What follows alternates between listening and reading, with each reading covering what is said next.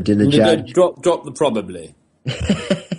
It was classic English understatement, Douglas. I think this guy does mean what he says about wanting to destroy Israel. I mean, understatement I love. I think is one of the great attributes of our people. But you should never use understatement on wannabe genocidists. No, exactly. So Ahmadinejad is committed to the eradication of Israel.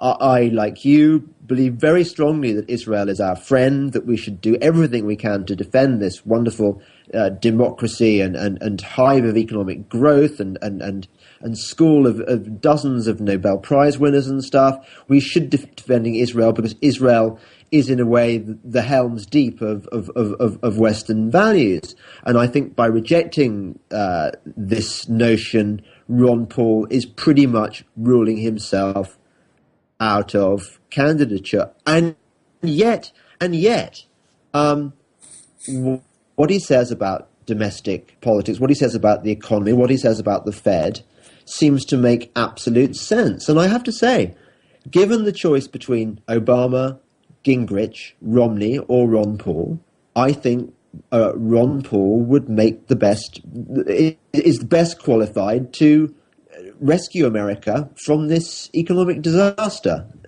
Discuss. No, I'm all for somebody saving. That's not discussion. That's rejection. It'll get worse. I'm all for trying to save America's economy because if it slips down that slope, then we all do. I'd be with you on that, but you couldn't find, I think, a less likely candidate to deal with that than Ron Paul. Where to start, even? I mean, the man's a quack, a complete quack. He's a doctor. He is a quack. I was a great fan. I am a great fan of an investigative journalist, a friend of mine called James Kirchick, who wrote a very important piece last time, I think Ron Paul was running for this job, where he went through all of the back newsletters and so on of Ron Paul and showed, among other things, an extraordinarily unpleasant bigotry against blacks, against Jews, indeed, since we're talking about Israel earlier, and against gays. And now, I don't say that, people who have said all sorts of absolutely terrible things in the past can't find redemption, can't be forgiven, can't be given another chance. I just see nothing in Ron Paul's more recent history to suggest that he's rethought anything very much. The man's a conspiracy theorist. So, that having been said, would it be better to have him at the helm than Obama? I honestly wouldn't want to make that call. I think it would be a hellish decision. I think, among other things, though, it's worth pointing out that one of the things about Ron Paul that is striking is this. He appeals to a lot of very intelligent, thinking people who I don't believe go along with the things he's said in the past about blacks and gays and Jews and so on. But he appeals to them for a very particular reason, and I think this is the more troubling thing, is that the reality of the world today is not the reality as Ron Paul describes it. The reality of the world today is that a fruit seller sets light to himself in Tunisia, and within a few weeks, people and governments are toppling across a region. The US has to completely rethink its foreign policy as a result. And then NATO forces, including American jets, of course, most importantly, perhaps, American forces, are involved in an action in a country where only a few months before they wouldn't have thought they'd have ever had to have got involved. Now, I would say that Ron Paul has no answers to these questions. What he provides is a siren call that is as attractive now as it has been always. And that siren call, which America hears and which Britain hears as well, perhaps far less now than it used to in the 19th century and indeed up until, I would argue, the 40s. But that siren call is basically a call that says, you do not need to get involved in this complex world.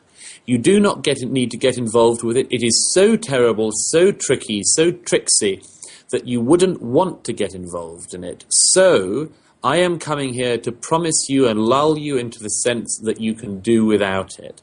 And it is as much nonsense now as it always was, that claim. The sad thing is that you may not be interested in the world, but the world will be interested in you. You may not be interested in Iran, but Iran will be interested in you. And it doesn't need to be any one of these countries. It will always be a country. When countries see weakness, when bad states see weakness, they will see a void, and it's a void they wish to step into to achieve greatness.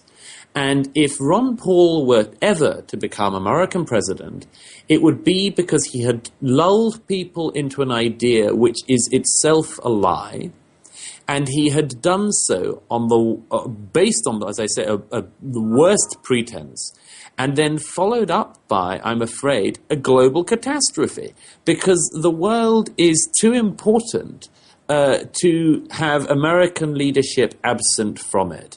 You know, people often say that to people like myself, Americophiles like myself, you're always saying how great America is. What's the cause of it? The fact is that if there were other countries that were as good as America, that acted as nobly in the world, I would be attracted to them in the same way. But there aren't.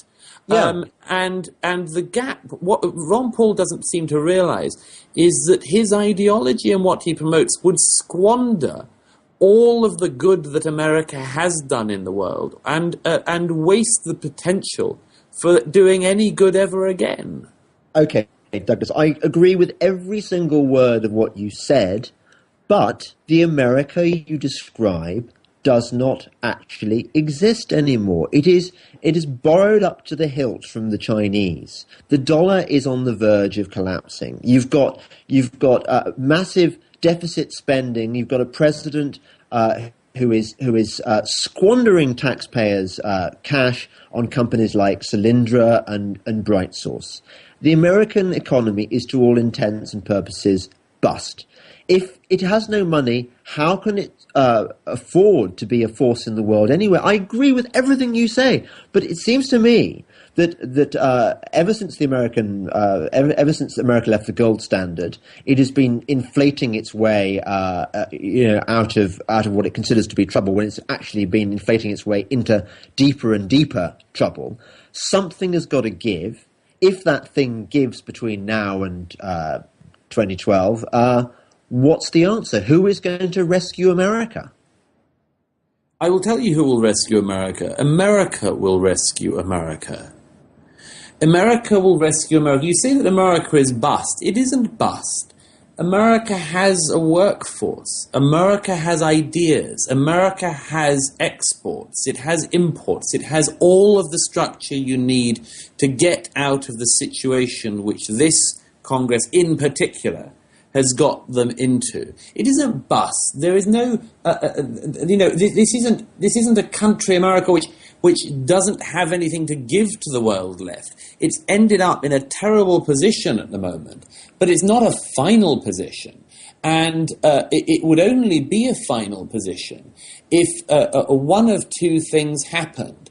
Either it overstretched itself so badly in the world that it effectively, as you say, ended up in this terrible position it is to some extent already in, where it has to borrow from the Chinese to pay for its army, yes. Or it would end up in that position because the things that made it worthwhile decided to abolish themselves, decided to step back. You know, I don't know where people who take this line think American power comes from.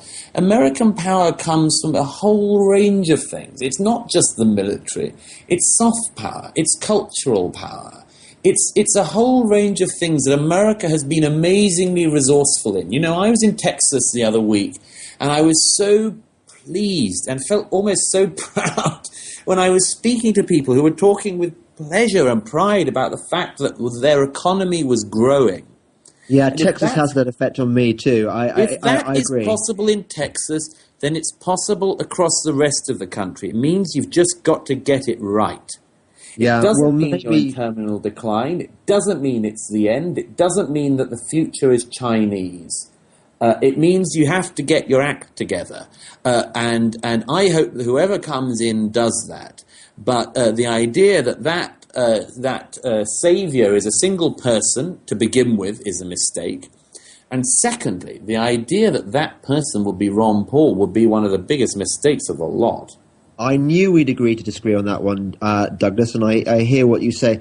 I wonder whether perhaps the solution is a bit like the potential solution in Europe. I think just as the EU would probably be stronger if Greece hived itself off, and maybe Spain, and the basket case Southern European economies, maybe in a way America would be much, much stronger if California could secede, and maybe some of the left coast liberal high tax states allowing real America, Texas and stuff, to grow and make America great again. Would that work? Do you think?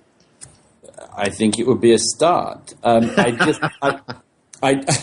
one of the greatest conservatives of the lot, Edmund Burke, he said that in his first letter on the Tyrannicide peace, he said, even in the depths of their calamity and on the very ruins of their country have been laid the foundations of towering and durable greatness. And he says of this, all this has happened without any apparent previous change in the general circumstances which had brought on their distress. It happened with the death of a man at a critical juncture. His disgust, his retreat, his disgrace have brought innumerable calamities on a whole nation. A common soldier, a child, a girl at the door of an inn have changed the face of fortune and almost of nature. Now, there, Burke was talking about Arnold of Winkelried, Child, the young Hannibal, and also Joan of Arc. But one of the things that's so striking and always has been to me about that passage is that he realized that these things are not fated, they're not written in stone, they get sorted out because at the crucial moment someone steps forward. And I think that has always happened in American history. It's tended to happen in British history, and we must hope it happens again. Yes, amen, brother. Ladies and gentlemen, you were listening to Douglas Murray and James Delingpole on Radio Free Delingpole, broadcasting to you from occupied Europe. Thank you and Merry Christmas.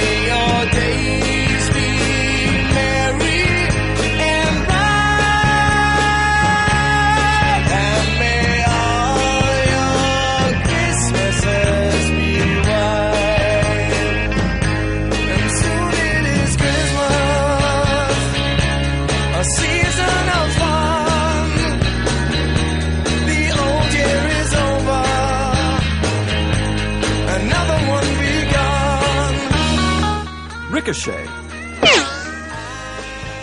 Join the conversation.